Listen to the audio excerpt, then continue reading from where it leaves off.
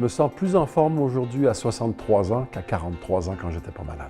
Je connais vraiment plusieurs cas de gens pour qui une approche globale en santé intégrative, ça n'a seulement changé leur vie, mais ça leur a sauvé la vie. Si on compare le Québec avec le reste du Canada ou encore les États-Unis, malheureusement, on est en retard. Je constate, et nous constatons fréquemment comme professionnels de la santé, les limites de notre optique d'intervention.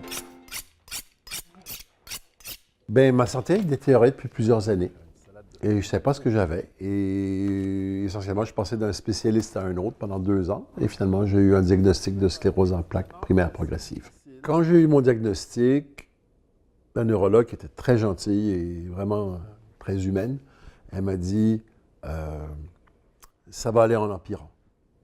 Jusqu'où, on ne sait pas. Peut-être vous vivrez une vie relativement normale. Comme je vivais déjà pas une vie qui n'était pas normale, je me disais ça ne peut pas aller s'empirer. Elle dit de toute façon, ce que vous allez perdre ne reviendra jamais. Ce que vous avez perdu ne reviendra jamais. Et là, j'ai dit, mais moi, je suis une personne active, je voyage beaucoup, je visite des plantations, je fais du cheval dans les montagnes. Elle dit, ah non, ça, oubliez, ça, vous n'en ferez jamais. Ils m'ont dit qu'il n'y a rien à faire, mais littéralement rien, aucun médicament, aucun traitement, il n'y avait rien. Je me suis dit, c'est impossible qu'il n'y ait pas quelque chose que je puisse au moins soulager mes symptômes. Et là, j'ai commencé à faire de la recherche sur l'Internet. Et après quelques mois de recherche, finalement, j'ai fait sclérose en plaques, nutrition. Et là, ce qui est sorti, ça m'a scié en deux. Parce que personne ne m'avait jamais rien dit. Ça fait 60 ans qu'on sait que la sclérose en plaques peut être mise en rémission ou être ralentie de manière sérieuse par l'alimentation. Et quand on regarde les protocoles des différents médecins des dernières 60 années, mais plus ils avancent, mais plus cette médecine-là progresse. Donc, j'ai choisi le protocole qui était le plus récent d'une médecin qui elle-même était malade, qui est passée d'une chaise roulante inclinée électrique à faire du vélo en quelques mois. Donc, c'était prometteur. Je dis, qu'est-ce que j'ai à perdre à manger sainement? Beaucoup de fruits et légumes, des bons gras, des bonnes viandes, puis pas manger de sucre, pas manger de nourriture qu'on dit qui ne sont pas bonnes. Qu'est-ce que j'ai à perdre à faire ça? Et en quelques semaines, je me suis senti mieux. En quelques semaines, mon médecin généraliste qui faisait mes analyses de sang depuis des années s'est inquiété. Il m'a refait faire les mêmes analyses de sang et ils sont revenus pour la première fois en des années, toutes entre, et j'aurais dit les mots de mon médecin, entre normale et excellente pour un homme 10 ans plus jeune que toi, en 5 semaines. Et là, j'étais convaincu. Le flétan? Oui, rôti à l'italienne. Alors, ça, c'était il y a 3 ans et demi. Je continue à manger comme ça. Et plus ça va, plus la maladie régresse, contrairement à ce que mon neurologue dit. Mais moi, je sais qu'elle régresse parce que je n'ai pas les symptômes. Je les ai plus. J'ai plus de douleur, j'ai plus de problème de dormir, j'ai plus d'anxiété, j'ai plus de dépression. Ma vision est claire, ma main ne tremble plus. Je boite encore un peu, mais je peux marcher des kilomètres. Alors, à mes yeux, oui, les symptômes régressent.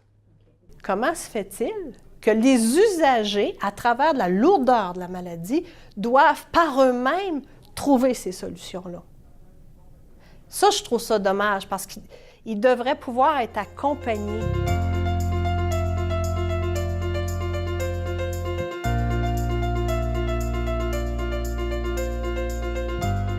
La santé intégrative est composée de plusieurs éléments.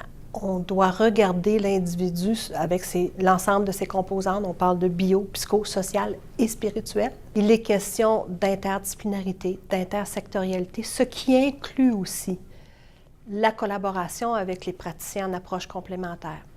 Il est question de pluralisme thérapeutique ou de mixité des approches. Ça veut dire les approches comme qui sont offertes dans le réseau de santé, biomédical ou peu importe comment on les nomme, avec les approches complémentaires. Le patient est au cœur de ses soins, il fait partie de la décision. On parle de partenariat de soins, mais on parle aussi de prise de décision partagée, d'information, de qualité de relations thérapeutiques. Depuis plusieurs années, en fait, les bonnes pratiques nous suggèrent d'appuyer notre intervention sur l'optique qu'on appelle de partenariat de soins. Et celle-ci implique d'aller chercher l'opinion ou la vision des personnes qu'on rejoint quant à la santé ou leur santé. Et donc, compte tenu que 70% et plus des Québécois utilisent des thérapies complémentaires, les professionnels de la santé se doivent d'être outillés et de devenir compétents pour accueillir ces nouvelles considérations de santé-là. Ça fait combien de temps que c'est arrivé? Ça fait quelques jours, mais là, ça fait... La compétence, c'est davantage d'être capable de référer. Et pour ça, il y a 3 étapes. La connaissance des autres professionnels, la reconnaissance de ses limites propres aussi comme optique, et aussi l'intégration des différentes optiques. Donc, de pouvoir considérer simultanément à la fois quelqu'un d'une perspective biopsychosociale et d'une perspective, par exemple, en médecine traditionnelle chinoise avec l'acupuncture. Il y a des catégories, il y a des types d'approches complémentaires. Moi, je réfère souvent à la catégorisation américaine qui est proposée par le National Institute of Health, qui suggère 5 catégories, dont les systèmes médicaux parallèles. On fait alors référence à la médecine chinoise, la médecine ayurvédique. On parle aussi des approches corps-esprit, qui concernent méditation, visualisation, hypnose. Il y a aussi les approches à fondement biologique. Il est ici question de nutrithérapie, d'alimentation anti-inflammatoire, d'herboristerie, d'aromathérapie. Ensuite, il existe la catégorie manipulation physique. Donc, on va regarder du côté de l'ostéopathie, de la chiropratique ou encore la massothérapie. Et il y a la catégorie des approches à fondement énergétique qui fait référence souvent au toucher thérapeutique ou encore au Qigong. Moi, je pense que c'est le futur de la santé intégrative.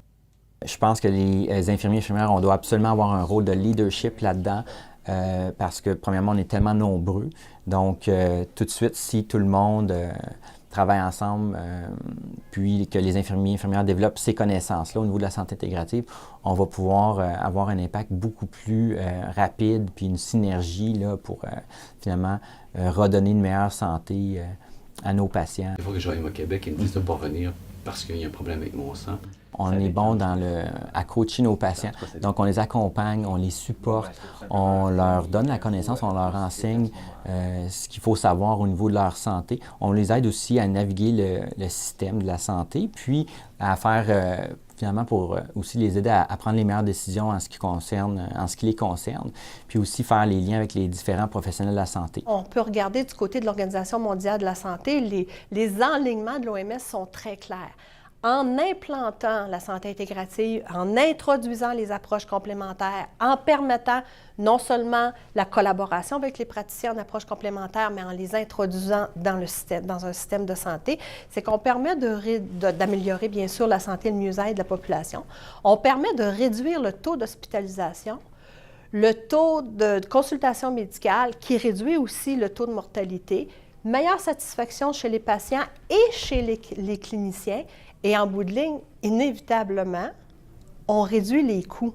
Il faut vraiment qu'il y ait une volonté politique. Il faut que la santé intégrative soit mise à l'agenda politique pour toutes les raisons que je vous ai nommées au niveau des effets bénéfiques, mais aussi pour protéger le public. Mais j'aurais donc aimé qu'on me donne des conseils au départ.